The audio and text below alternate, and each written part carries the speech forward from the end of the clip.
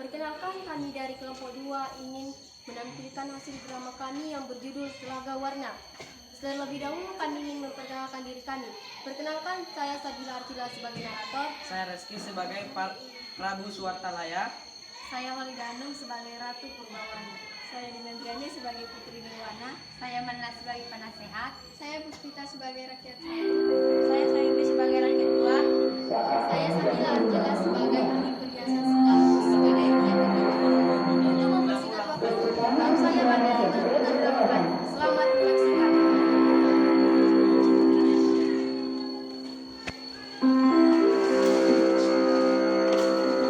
Dikisahkan pada zaman dahulu kala di Jawa Barat terdapat sebuah kerajaan yang bernama Kerajaan Tatang Urban yang dipimpin oleh raja yang arif dan bijaksana, yaitu Prabu Suwartalaya dan Ratu Purbamana. Rakyatnya hidup tenang, makmur, tentram, damai dan sejahtera. Namun sayangnya Prabu Suwartalaya dan Ratu Purbamana belum dikaruniai seorang anak. Sehingga ini menjadi kegelisahan sang Prabu Suwartalaya dan Ratu Purbamana. Penasehat Prabu menyarankan agar raja dan ratu untuk mengangkat seorang anak.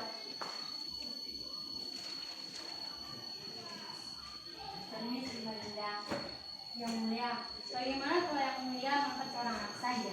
Tidak, kami tidak mau anak angkat. Kami tidak setuju dengan anak angkat. Kami yang maunya anak kandung. Ratu sering murung dan menangis di bangku istana. Sang raja pun ikut sedih melihat istrinya menangis. Dinda, jangan begini sedih terus ya.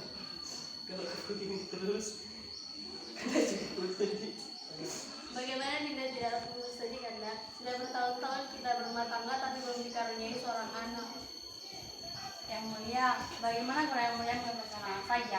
Siapa tahu bisa mengurai kesedihan Ratu Purbamana. Tidak, aku tidak mau punya anak angkat. Iya, saya juga tidak setuju. Kami tidak mau anak angkat. Anak kandung lebih dari segalanya. Ratu Purbamana masih terus menangis dan menangis.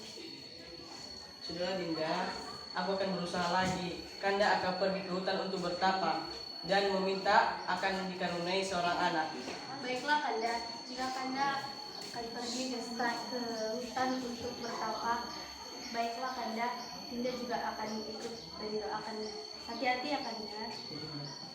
Pergilah Prabu ke hutan untuk bertapa. Di hutan, sang Prabu terus-menerus berdoa agar dikaruniai seorang anak. Setelah beberapa bulan kemudian, semenjak Raja Prabu berdoa di hutan, permohonan sang raja pun terkabul dan sang ratu mulai hamil.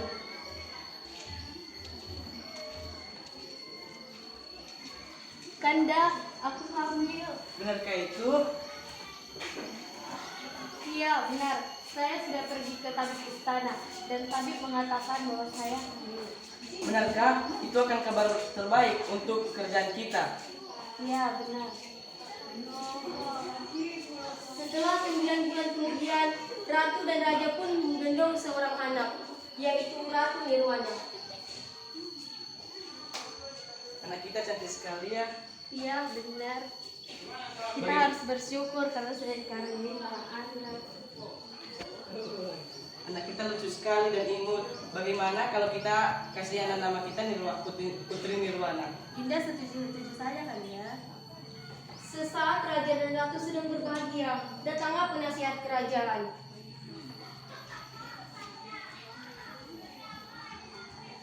Permisi Kak Dinda. Ini dari rakyat ingin memberikan berupa hadiah kepada Putri Nirwana dan mereka turut bersukacita atas kelahirannya Putri Nirwana.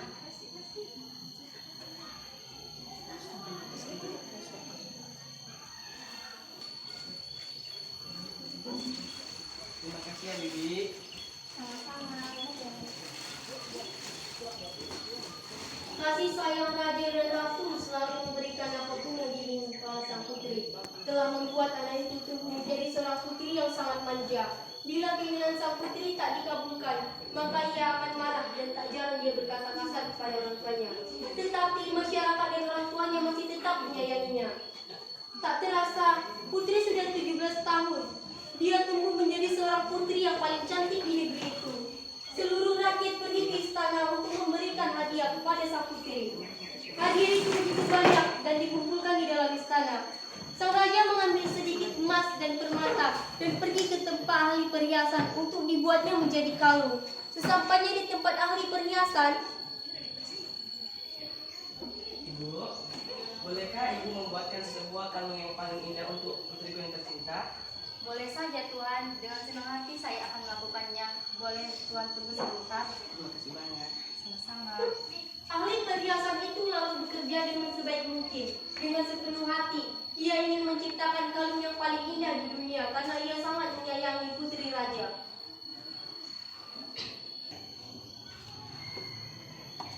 Wah, kalung ini indah sekali. Baru sekali ini saya lihat kalung seperti ini. Terima kasih Tuhan untuk putri apa yang tidak dilakukan. Terima kasih banyak. Sama-sama Tuhan. Setelah itu, raja kembali ke dalam istana dan menyimpan untuk diberikan kalung yang sangat indah kepada putri tercintanya saat ia ulang tahun besok. Hari ulang tahun pun tiba. Penduduk negeri berkumpul di alun-alun istana. Ketika Prabu dan Ratu Purbamana datang, orang menyambutnya dengan gembira. Sambutan hangat makin terdengar. Ketika putri yang cantik dan jelita muncul di hadapan semua orang. Semua orang mengagumi kecantikannya.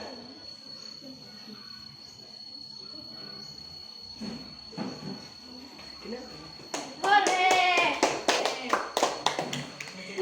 Selamat ulang tahun Putri. Selamat ulang tahun Putri. Semoga panjang umur ya Putri.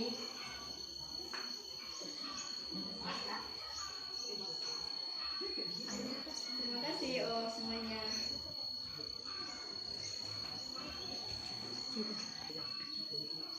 Wah, cantik sekali ya putrinya. Ya, aku jadi iri melihatnya. Prabu lalu bangkit dari kursinya. Kalung yang indah sudah dipegangnya. Kemudian, Anakku, selamat ulang tahun yang ke-17 ya. Ya ayah, aku mengharapkan hadiah yang paling indah di ulang tahunku yang ke-17 ini. Selamat ulang tahun putriku. Terima kasih ibu. Anakku, ini ada hadiah dari istana kerajaan. Mereka sangat mencintaimu dan bangga karena kamu sudah menjadi tumbuh dewasa. Raja Prabu segera memberikan kalung itu kepada putrinya. Putri menerima kalung itu. Lalu ia melihat kalung itu. Hah, kalung apa ini? Kalung ini jelek, aku tak mau makainya. Hah, kalung sebagus itu dilempar saja oleh putri dari Baginda. Aku sungguh tidak menyangka putri itu seperti itu. Kalung yang indah pun rusak. Emas dan permata tersebut di lantai.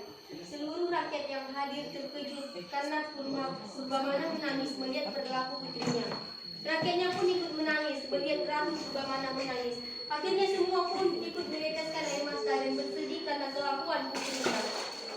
Tiba-tiba muncul air dari halaman istana. Airnya keluar sangat deras yang makin lama makin banyak. Hah, ada air. Air. Hah, air ini membentuk kolam kecil. Bukan, ini banjir. Banjir. Akan telah kau lakukan putri jahat. Kau telah membahayakan warga di sini. Sang putri sangat ketakutan. Dia menyesal atas semua perbuatan jahatnya. Tapi genangan itu telah menjadi sebuah danau yang sangat besar dan menggelapkan seluruh istana. Oleh rakyat sekitar, danau itu disebut sebagai Telaga Warna. Danau itu berada di puncak daerah. Di daerah yang cerah, kita bisa melihat danau itu penuh warna. Dan warna itu berasal dari bayangan hutan, tanaman, bunga-bunga, dan lain di sekitar telaga. Namun orang mengatakan warna-warna itu berasal dari kalung putri yang tersebar di dasar telaga. Baik, kami dari kelompok 2 ingin mengucapkan terima kasih. Dan bila ada kekurangan dan kesalahan mohon dimaafkan. Terima kasih.